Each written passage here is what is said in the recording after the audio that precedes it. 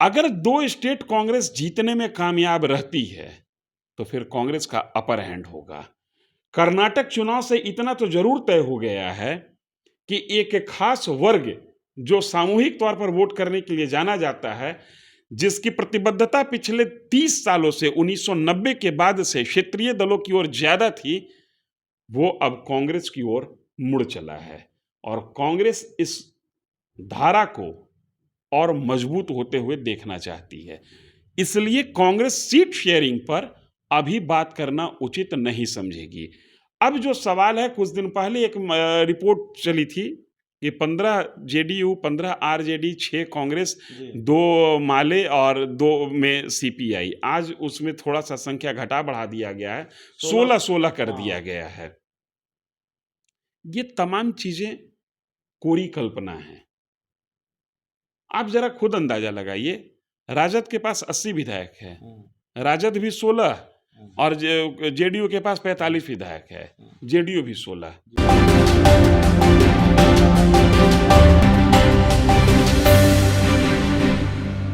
2024 के लोकसभा चुनाव को लेकर बात करेंगे और 2024 के लोकसभा चुनाव को लेकर जब बात करेंगे तो इंडिया की बात करेंगे, महागठबंधन की बात करेंगे, उस विपक्षी खेमे की बात करेंगे जिसकी तीसरी बैठक आज मुंबई में हो रही है।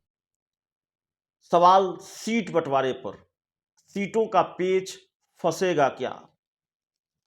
देखिए, आज दैनिक भास्कर की एक रिपोर्ट है, उस रिपोर्ट पर भी चर्चा करेंगे। हमारे साथ बिहार के जाने माने पत्रकार धीरेन्द्र सर हैं। चाहे वो अखबार की रिपोर्ट हो, मीडिया रिपोर्ट्स हो, अंदर खाने की कुछ जानकारियां हों और राजनीतिक विशेषज्ञों की राय हो, कुछ राजनीतिक विशेषज्ञों की राय हो, सबकी राय एक हो नहीं सकती।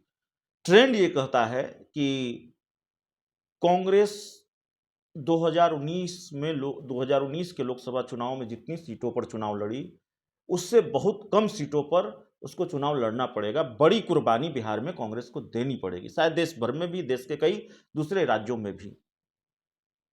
सर, क्या देख रहे हैं?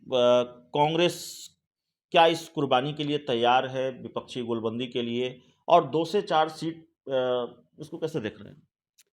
कांग्रेस का स्टैंड तब तक क्लियर नहीं होगा जब तक 5 जो विधानसभा राज्य में चुनाव प्रस्तावित हैं वो चुनाव हो नहीं जाता है। आज की तारीख में कांग्रेस इस विषय को आगे बढ़ाना पसंद नहीं करेगी, इसलिए कि भले आज कुछ लोगों को लगता होगा कि कांग्रेस कमजोर है, लेकिन ये 5 राज्य के चुनाव तय करेंगे कि कांग्रेस की वास्तविक ताकत है कितनी। जो समझ रहे हैं पॉलिटिकल पंडित्स की, जो समझ बन रही है, जो दिख रहा है, उसके आधार पर ऐसा अनुमान है कि छत्तीसगढ़ में शायद कांग्रेस की रिटेन करेगी और मध्य प्रदेश कांग्रेस की वापसी होती है। अगर 2 स्टेट कांग्रेस जीतने में कामयाब रहती है तो फिर कांग्रेस का अपर हैंड होगा। कर्नाटक चुनाव से इतना तो जरूर तय हो गया है कि एक खास वर्ग जो सामूहिक तौर पर वोट करने के लिए जाना जाता है, जिसकी प्रतिबद्धता पिछले 30 सालों से 1990 के बाद से क्षेत्रीय दलों की ओर ज्यादा थी, वो अब कांग्रेस की ओर मुड़ चला है और कांग्रेस इस धारा को और मजबूत होते हुए देखना चाहती है। इसलिए कांग्रेस सीट शेयरिंग पर अभी बात करना उचित नहीं समझेगी। अब जो सवाल है, कुछ दिन पहले एक रिपोर्ट चली थी कि 15 जेडीयू, 15 आरजेडी, 6 कांग्रेस, 2 माले और 2 में सीपीआई। आज उसमें थोड़ा सा संख्या घटा बढ़ा दिया गया है, 16-16 कर दिया गया है।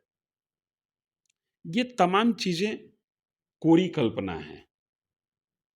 आप जरा खुद अंदाजा लगाइए, राजद के पास 80 विधायक है, राजद भी 16 और जेडीयू के पास 45 विधायक है, जेडीयू भी 16। ये कैसे संभव होगा? आप कह सकते हैं कि जेडीयू बीजेपी के साथ इन्हीं शर्तों पे काम करते रही है, वो बीजेपी के साथ करते रही है। आरजेडी उन्हीं शर्तों के साथ नीतीश कुमार के साथ काम करेगी, ये कोई जरूरी नहीं। सवाल सिर्फ सीटों की संख्या का नहीं है। ठीक है, सीटों की संख्या को लेकर जो आप कह रहे हैं, सिटिंग सीटों का भी मामला है। सिटिंग सीटें, जेडीयू की सिटिंग सीटें, खैर आरजेडी की तो एक भी सीट है नहीं, जेडीयू के पास जो सिटिंग सीटें हैं, क्या उसके पास वो बरकरार रहेंगी? खबर यह भी है कि आधे दर्जन से ज़्यादा जो जेडीयू की सीटें हैं, जैसे 7 सीटें हैं मधेपुरा, भागलपुर, बांका, सिवान, गोपालगंज, वाल्मीकि नगर, कटिहार, इन पर सहयोगी दल की नज़र है। आरजेडी की भी नज़र है, कांग्रेस की भी नज़र है, वाम दलों की भी नज़र है। ये पेच कैसे सुलझेगा? कटिहार हुँ, फॉर उदाहरण के लिए ले लेते हैं। कटिहार कांग्रेस के लिए एक लंबे अरसे से सेफ सीट रहा है। कटिहार के लिए कांग्रेस के पास एक जिताऊ और कद्दावर उम्मीदवार दूसरे दल से उछल कर आया है, तारिक तारिक अनवर। अनवर। जी। ठीक है ना? तारिक अनवर एक बड़े कद के नेता हैं। सिवान, हुँ, सिवान पर राजद की प्रतिबद्धता, राजद का कब्जा एक लंबे अरसे से रहा है। तो इस तरीके से ऐसे कई सीट हैं जो आज जेडीयू के पास है। एक जमाने में या पिछले लोकसभा चुनाव तक या उसके पिछले लोकसभा चुनाव तक वो आरजेडी का स्ट्रांग होल्ड रहता था, वही आज जेडीयू के पास है। तो पेच तो फंसना ही फंसना है। ये जो इक्वेशन लोग लगा रहे हैं ना 16-16, अगर ये इक्वेशन हो भी जाए 2 मिनट के लिए तो फिर कौन सा 16, ये महत्वपूर्ण होगा। क्योंकि जिस जहानाबाद पर जेडीयू कब्जा कर रखी है, उस जहानाबाद को हारते हुए भी आरजेडी कभी भी छोड़ी नहीं है। ये ये एक बड़ा खेल है। जिस गया पर आज जेडीयू का कब्जा है, उसी गया से कभी पत्थर तोड़ने वाली भगवतिया देवी को टिकट देकर लालू प्रसाद यादव लोकसभा भेजे थे। और ये उस समय एक मिसाल था कि एक अनपढ़ पत्थर तोड़ने वाली महिला को भी लोकतंत्र में लोकसभा का सफर तय कराया जा सकता है, जो कि लालू यादव ने करा के दिखाया था।